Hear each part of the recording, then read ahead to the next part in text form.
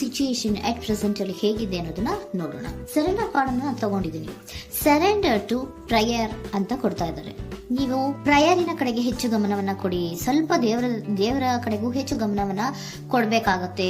ಯಾವಾಗ ನೀವು ದೇವರನ್ನ ತುಂಬ ಹೃದಯದಿಂದ ಪ್ರಾರ್ಥನೆಯನ್ನ ಮಾಡಿ ನನಗೆ ಸಹಾಯವನ್ನ ಮಾಡು ಅಂತ ಕೇಳ್ತಿರೋ, ಆಗ ಅದೆಲ್ಲ ಸಮಸ್ಯೆಗಳಿಂದ ನೀವು ಆಚೆ ಬರ್ತೀರಾ.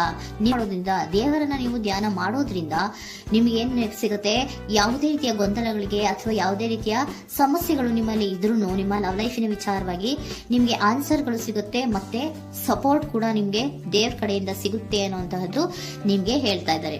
ಅಟ್ ಪ್ರೆಸೆಂಟ್ ಅಲ್ಲಿ ಲವ್ ಸಿಚುಯೇಷನ್ ನಿಮ್ಗೆ ಬಾಟಮ್ ಆಫ್ ದ ಟಕ್ ಬಂದಿರುವಂತಹದ್ದು ರೆಫ್ಯೂಸಿಂಗ್ ಆಫರ್.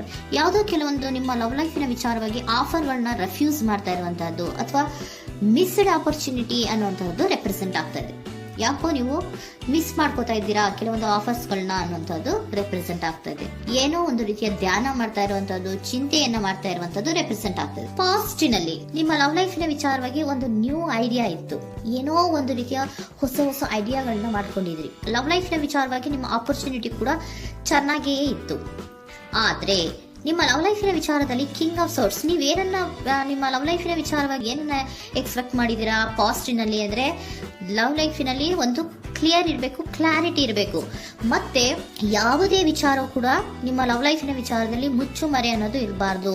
ಸ್ಪಷ್ಟವಾಗಿರ್ಬೇಕು, ಸ್ಪಷ್ಟವಾಗಿ ಹೇಳ್ಬೇಕು, ಏನ್ ಹೇಳ್ಬೇಕೋ ಅದು ಸ್ಪಷ್ಟವಾಗಿ ಹೇಳ್ಬೇಕು ಅನ್ನುವಂತಹದ್ದು ಎಕ್ಸ್ಪೆಕ್ಟ್ ಮಾಡುವಂತಹದ್ದು ಪ್ರೀತಿಯ ವಿಚಾರದಲ್ಲಿ. ಮತ್ತೆ ಕ್ಲಿಯರ್ ಆಗಿರ್ಬೇಕು.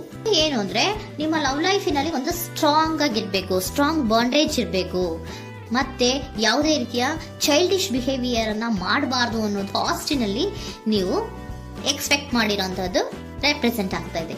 ನೀವು ಅದೆಲ್ಲ ಎಕ್ಸ್ಪೆಕ್ಟ್ ಮಾಡಿದಾಗ ಯಾವಾಗ ನಿಮ್ಗೆ ಅದು ಸರಿ ಹೋಗಲ್ಲ ಅನಿಸ್ತೋ ಆಗ ನೀವು ಪ್ರೀತಿಯಿಂದ ಮುಂದೆ ಬಂದಿರುವಂತಹದ್ದು ಬಿಟ್ಟು ಮುಂದೆ ಬಂದಿರುವಂತಹದ್ದು ರೆಪ್ರೆಸೆಂಟ್ ಆಗ್ತದೆ. ಮೋಸ್ಟ್ ಪ್ರಾಬಬಲಿ ನಿಮ್ಮ ಕೆಲವೊಬ್ಬರಿಗೆ ಈಗ ಆಲ್ರೆಡಿ ಕೆಲವೊಂದು ರೀತಿಯ ಬ್ರೇಕಪ್ ಗಳು ಆಗಿರಬಹುದು, ಕಮ್ಯುನಿಕೇಶನ್ ಇಲ್ಲದೆ ಇರುವಂತಹದ್ದು ರೆಪ್ರೆಸೆಂಟ್ ಆಗ್ತಾ ಇದೆ. ಮೋಸ್ಟ್ ಪ್ರಾಬಬಲಿ ನೀವು ಇವಾಗ ಇಬ್ರು ಕೂಡ ನೀವು ಮಾತಾಡದೆ ಇರುವಂತಹದ್ದು ರೆಪ್ರೆಸೆಂಟ್ ಆಗ್ತಾ ಇದೆ. ಸೊ ಯಾವುದೇ ರೀತಿಯ ಕಾಂಟ್ಯಾಕ್ಟ್ ಅಲ್ಲಿ ಇಲ್ಲದೆ ಇರುವಂತಹದ್ದು ರೆಪ್ರೆಸೆಂಟ್ ಆಗ್ತಾ ಇದೆ. ನೋಡಿ, ಮುಂದೆ ಬರ್ತಾ ಇರುವಂತಹದ್ದು ರೆಪ್ರೆಸೆಂಟ್ ಆಗ್ತಾ ಇದೆ. ಯಾಕೋ ತುಂಬಾ ಬೇಜಾರಲ್ಲಿ ಇರುವಂತಹದ್ದು. ಪಾಸ್ಟಿನಲ್ಲಿ ಕೂಡ ನೀವು ಲವ್ ಲೈಫಿನ ವಿಚಾರವಾಗಿ ಕೆಲವೊಬ್ರು ಬೇಜಾರಲ್ಲಿ ಇರುವಂತಹದ್ದು ರೆಪ್ರೆಸೆಂಟ್ ಆಗ್ತಾ ಇದೆ. ಯಾಕೋ ಕ್ಲಾರಿಟಿ ಇಲ್ಲ, ಕ್ಲಿಯರ್ ಆಗಿರ್ಬೇಕು, ಸ್ಪಷ್ಟವಾಗಿರ್ಬೇಕು, ಏನ್ ಮಾತಾಡಿದ್ರು ಅದರಲ್ಲಿ ಯಾವುದೇ ರೀತಿಯ ಮುಚ್ಚುಮರೆ ಇರಬಾರ್ದು ಅನ್ನೋದು ನೀವು ಎಕ್ಸ್ಪೆಕ್ಟ್ ಮಾಡುವಂತಹದ್ದು. ಪಾಸ್ಟಿನಲ್ಲಿ ಕೂಡ ನಿಮ್ಗೆ ಸ್ವಲ್ಪ ಬೇಜಾರುಗಳಾಗಿರುವಂತಹದ್ದು ರೆಪ್ರೆಸೆಂಟ್ ಆಗ್ತಾ ಇದೆ. ಅಟ್ ಪ್ರೆಸೆಂಟಿನಲ್ಲಿ moon card, 9 of swords, 6 of swords ಬಂದಿದೆ. ಮೂನ್ ಕಾರ್ಡ್ ಏನನ್ನ ರೆಪ್ರೆಸೆಂಟ್ ಮಾಡುತ್ತೆ? ಇಲ್ಯೂಷನ್ ಅನ್ನ ರೆಪ್ರೆಸೆಂಟ್ ಮಾಡುತ್ತೆ, ಕೆಲವೊಂದು ರೀತಿಯ ಭ್ರಮೆಗಳನ್ನ ರೆಪ್ರೆಸೆಂಟ್ ಮಾಡುತ್ತೆ, ಆತಂಕಗಳನ್ನ ರೆಪ್ರೆಸೆಂಟ್ ಮಾಡುತ್ತೆ. ಮತ್ತೆ ನಿಮ್ಮ ಲವ್ ಲೈಫಿನ ವಿಚಾರದಲ್ಲಿ ಯಾವುದೇ ರೀತಿಯ ಸ್ಥಿರವಾಗಿ ಇಲ್ಲ, ಯಾವುದು ಕರೆಕ್ಟ್ ಆಗಿ ಇಲ್ಲದೆ ಇರುವಂತಹದ್ದು ನಿಮ್ಗೆ ರೆಪ್ರೆಸೆಂಟ್ ಆಗ್ತಾ ಇದೆ. ನೆಕ್ಸ್ಟ್ ಕಾರ್ಡ್ ಏನ್ ಬಂದಿದೆ? ಸೆಕೆಂಡ್ ಕಾರ್ಡ್ 9 ಆಫ್ ಸೋರ್ಟ್ಸ್ ಬಂದಿದೆ. ಇದರಲ್ಲೂ ಕೂಡ ನಿಮ್ಗೆ ಆತಂಕ ಇತ್ತು, ಇದರಲ್ಲೂ ಕೂಡ ಆತಂಕ ಇದೆ, ಭಯ ಇದೆ, ಕರೆಕ್ಟ್ ಆಗಿ ನೀವು ನಿದ್ರೆ ಮಾಡ್ತಾ ಇಲ್ಲ, ಯೋಚನೆ ಮಾಡ್ತಾ ಇರುವಂತಹದ್ದು ಈ ಎರಡೂ ಕಾರ್ಡ್ಗಳಲ್ಲೂ ರೆಪ್ರೆಸೆಂಟ್ ಆಗ್ತದೆ. ಇದರಲ್ಲೂ ಆತಂಕಗಳಿದೆ, ಇದರಲ್ಲೂ ಆತಂಕ. ಅಟ್ ಪ್ರೆಸೆಂಟಿನಲ್ಲಿ ಕೆಲವೊಂದು ರೀತಿಯ ವಿಚಾರಗಳಲ್ಲಿ ಭಯವನ್ನ ಪಡ್ತಾ ಇರುವಂತಹದ್ದು ರೆಪ್ರೆಸೆಂಟ್ ಆಗ್ತಾ ಇದೆ. 6 ಆಫ್ ಸೋರ್ಟ್ಸ್ ಕೂಡ ಏನಾಗ್ತಾ ಇದೆ? ಮೂವಿಂಗ್ ಆನ್, ಮುಂದೆ ಹೋಗ್ತಾ ಇರುವಂತಹದ್ದು, ಬೇಜಾರಿಂದ ನೀವು ಮುಂದೆ ಹೋಗ್ತಾ ಇರುವಂತಹದ್ದು ರೆಪ್ರೆಸೆಂಟ್ ಆಗ್ತಾ ಇದೆ. ಅಟ್ ಪ್ರೆಸೆಂಟಿನಲ್ಲಿ ಯಾವುದೇ ರೀತಿಯ ಸಮಾಧಾನದಿಂದ ಇದ್ದಿರುವಂತಹದ್ದು ಈ ರೀಡಿಂಗ್ ಗಳಲ್ಲಿ ಕಾಣಿಸ್ತಾ ಇಲ್ಲ. ಓಕೆನಾ? ಟೇಕ್ ಇಟ್ ರೆಸೋನೇಟ್, ನಿಮ್ಗೆ ರೆಸೋನೇಟ್ ಆದ್ರೆ ಮಾತ್ರ ತಗೊಳ್ಳಿ. ನೆಕ್ಸ್ಟ್ ಕಾರ್ಡ್ ಇಮಿಡಿಯೇಟ್ ಫ್ಯೂಚರ್ ನ ಬಗ್ಗೆ ನೋಡೋದಾದ್ರೆ ನೈಟ್ ಆಫ್ ಸೋರ್ಟ್ಸ್ ಬಂದಿದೆ. ಅಂದ್ರೆ ಈ ಕೆಲವು ಬೇಜಾರುಗಳಿಂದ ಏನ್ ಈ ಮೂವ್ ಆನ್ ಆಗ್ತಾ ಇದ್ದೀರಲ್ವಾ, ಕೆಲವೊಂದು ವಿಚಾರಗಳನ್ನ ಕ್ವಿಕ್ ಥಿಂಕಿಂಗ್ ಅನ್ನ ಮಾಡಿ ನೀವು ಮುಂದೆ ಬರುವಂತಹದ್ದು, ಕೆಲವೊಂದು ಆಕ್ಷನ್ಸ್ ಗಳನ್ನ ತಗೊಳ್ಳುವಂತಹದ್ದು ರೆಪ್ರೆಸೆಂಟ್ ಆಗ್ತಾ ಇದೆ. ನಿಮ್ಮ ಲವ್ ಲೈಫಿನ ವಿಚಾರವಾಗಿ ಕ್ವಿಕ್ ಥಿಂಕಿಂಗ್ ಅನ್ನ ಮಾಡಿ, ಏನ್ ಮಾಡ್ಬೇಕು, ಹೇಗ್ ಮಾಡ್ಬೇಕು ಅಂತ ಕ್ವಿಕ್ ಥಿಂಕ್ ಅನ್ನ ಮಾಡಿ ನೀವು ಮುಂದೆ ಬರುವಂತಹದ್ದು, ಮತ್ತೆ ಕೆಲವೊಂದು ರೀತಿಯ ಆಕ್ಷನ್ ಗಳನ್ನ ತಗೋತಾ ಇರುವಂತಹದ್ದು ರೆಪ್ರೆಸೆಂಟ್ ಆಗ್ತಾ ಇದೆ. ಕ್ವೀನ್ ಆಫ್ ಕಪ್ ಏನನ್ನ ರೆಪ್ರೆಸೆಂಟ್ ಮಾಡುತ್ತೆ? ಬಹಳ ಕೇರಿಂಗ್ ಅನ್ನ ರೆಪ್ರೆಸೆಂಟ್ ಮಾಡುತ್ತೆ. ಏನಿರ್ಬೇಕು ಲವ್ ಲೈಫಿನ ವಿಚಾರದಲ್ಲಿ? ನೋಡಿ, ನೀವು ನೋಡ್ತಾ ಇರೋದು ಹೇಗ್ ನೋಡ್ತಾ ಇದ್ದೀರಾ? ನಿಮ್ಮ ಲವ್ ಲೈಫಿನ ವಿಚಾರದಲ್ಲಿ ಏನಿರ್ಬೇಕು ಅಂತ ಎಕ್ಸ್ಪೆಕ್ಟ್ ಮಾಡ್ತೀರಾ? ಸ್ವಲ್ಪ ಸ್ಟೇಬಲ್ ಆಗಿರ್ಬೇಕು, ಬಹಳ ಕೇರಿಂಗ್ ಇರ್ಬೇಕು, ಎಮೋಷನಲ್ ಇರ್ಬೇಕು ಅದರಲ್ಲಿ ಅನ್ನುವಂಥದ್ದು ನೀವು ಎಕ್ಸ್ಪೆಕ್ಟ್ ಮಾಡುವಂಥದ್ದು. ಈ ನಿಯರ್ ಫ್ಯೂಚರ್ ನಲ್ಲಿ ನೀವು ಆ ರೀತಿ ಎಕ್ಸ್ಪೆಕ್ಟ್ ಮಾಡುವಂಥದ್ದು.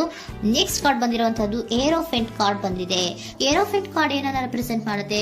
ಕೆಲವೊಂದು ವಿಚಾರಗಳ ಬಗ್ಗೆ ತಿಳ್ಕೊತಾ ಇರುವಂತಹದ್ದು, ಏನೋ ಕೆಲವು ವಿಚಾರಗಳ ಬಗ್ಗೆ, ನಿಮ್ಮ ಲವ್ ಲೈಫಿನ ವಿಚಾರಗಳ ಬಗ್ಗೆ ತಿಳ್ಕೊತಾ ಇದ್ದೀರಾ. ಏನಾಗಿದೆ, ಹೇಗಾಗಿದೆ, ಸ್ವಲ್ಪ ಆಕ್ಷನ್ಸ್ ಅನ್ನ ತಗೋಬೇಕು ಅಂದ್ರೆ ನಾನು ಸ್ವಲ್ಪ ಕೇರ್ ಅನ್ನ ಮಾಡಬೇಕು, ಸ್ಟೇಬಲ್ ಆಗಿರ್ಬೇಕು ಅಂದ್ರೆ ಸ್ವಲ್ಪ ನಾನು ಕೇರ್ ಅನ್ನ ಮಾಡಬೇಕು, ಆಕ್ಷನ್ ಅನ್ನ ತಗೋಬೇಕು ಅನ್ನೋಂತಹ ನಿರ್ಧಾರಗಳನ್ನ ನೀವು ಮಾಡ್ತಾ ಇರುವಂತದ್ದು ರೆಪ್ರೆಸೆಂಟ್ ಆಗ್ತಾ ಇದೆ. ಹಾಗಿದ್ರೆ ಏಂಜಲ್ ಗೈಡೆನ್ಸ್ ಏನ್ ಕೊಡ್ತಾರೆ? Are you ready? ನೀನು ರೆಡಿಯಾಗಿದ್ದೀರಾ ನೀವು ಅಂತ ಕೇಳ್ತಾ ಇದ್ದಾರೆ ಏಂಜಲ್ಸ್ಗಳು. ಅಂದ್ರೆ ಏನು, ನೀನ್ ಇಲ್ಲೇ ಕುತ್ಕೊಂಡು ಅಳ್ಕೊಂಡು ಬೇಜಾರು ಮಾಡ್ಕೊಂಡು ಕುತ್ಕೊಳ್ಳೋದು ಬೇಡ, ಸ್ವಲ್ಪ ನೀನು ಮುಂದೆ ಮೂವ್ ಆಗು. ಅಲ್ಲಿರೋದ್ರಿಂದ ಏನು ಪ್ರಯೋಜನ ಇಲ್ಲ. Are you ready? ನೀವು ರೆಡಿ ಆಗಿದ್ದೀರಾ? Within the next few weeks, ಕೆಲವೊಂದು ವೀಕ್ಗಳಲ್ಲಿ, ಕೆಲವೊಂದು ವಾರಗಳಲ್ಲಿ ನೀವು ಏನಾಗ್ತೀರಾ? ಅಬಂಡೆನ್ಸ್, ಸಾಮರಸ್ಯ ಅನ್ನೋದು ಇರುತ್ತೆ. ಇಂಪ್ರೂವಿಂಗ್ ಹೆಲ್ತ್ ಅಂದ್ರೆ ಏನು, ನೀವು ಯೋಚನೆ ಮಾಡಿ ಮಾಡಿ ಮಾಡಿ ಏನ್ ನೀವು ಈ ಆರೋಗ್ಯವನ್ನ ಹಾಳು ಮಾಡ್ಕೊಂತ ಇದ್ದೀರಾ. ಸೊ ಇಂಪ್ರೂವಿಂಗ್ ಹೆಲ್ತಿನ ಕಡೆಗೆ ಗಮನವನ್ನ ಕೊಡಿ. ಆತಂಕವನ್ನ ಮಾಡ್ಕೊಂಡು ಭಯವನ್ನ ಪಡ್ಕೊಂಡು ಮುಂದೆ ಹೋಗ್ಬೇಕಲ್ಲ ಅಂತ ನೀವು ದಿನ ದಿನ ಹೆಂಗೆ ಕಾಲವನ್ನ ಮುಂದೆ ಹಾಕ್ತಾ ಇದ್ರೋ, ಅದಕ್ಕೆ ಏನ್ ಹೇಳ್ತಾ ಇದ್ದಾರೆ? Are you ready? ಮುಂದೆ ಬರೋದಕ್ಕೆ ನೀನ್ ರೆಡಿ ಆಗು. ನೀವ್ ಅಲ್ಲೇ ಕೂತಿರೋದ್ರಿಂದ ಯಾವುದೇ ರೀತಿಯ ಪ್ರಯೋಜನ ಇಲ್ಲ. ಸ್ವಲ್ಪ ನಿಮ್ಮ ಹೆಲ್ತಿನ ಕಡೆಗೆ ಗಮನವನ್ನ ಕೊಡಿ. ಸಮೃದ್ಧಿ ಅನ್ನೋದು ಬಂದೇ ಬರುತ್ತೆ, ಸಾಮರಸ್ಯ ಅನ್ನೋದು ಇದ್ದೇ ಇರುತ್ತೆ ಅನ್ನೋದು ಹೇಳ್ತಾ ಇದ್ದಾರೆ.